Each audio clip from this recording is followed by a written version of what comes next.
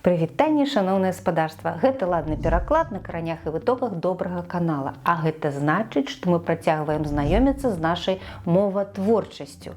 І сёння ў нас будзе выпуск наадварот. Што гэта значыць? Я буду называць вам нашы беларускія выразы, а вы павінны знайсці адпаведнікі, якія мы часцей ужываем. Ну, то бок, на жаль, рускія. А размова ў нас сёння пойдзе пра тых, пра каго кажуць, што з імі можна размаўляць толькі жалезнага бобу пад'еўшы.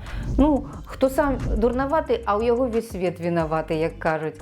Пра дурняў ды упартых карацей. Ну, можа, гэта і не адно, але згадзіцеся, часам даймае аднолькава.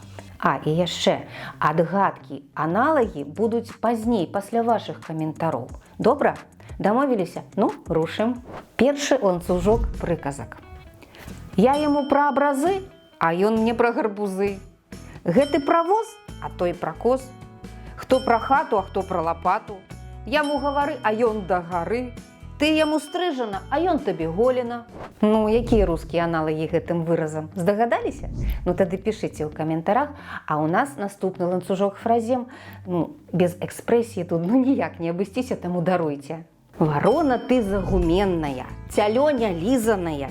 Даўбешка, боўдзіла дурное, а бух тупы, дурны як ціцярук, дурны як стаптаны бот з левай нагі, дурны як кавальскія гарны, вырас да неба, а дурны як трэба. Ну во колькі! Яшчэ раз прашу прабачэння, але кажуць, з песні слова не выкінеш. А ў нас наступны ланцужок, і ён ужо карацейшы. Па латках пазнаць скупога, а па смеху дурнога. У дурнога пеўня дурная песня.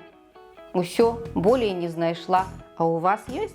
Ну што, здагадаліся, пра што размова? Тады пішыце абавязкова. А з вами была, як заўсёды, ваша воля у ладным перакладзе на добрым канале. Да сустрэчы!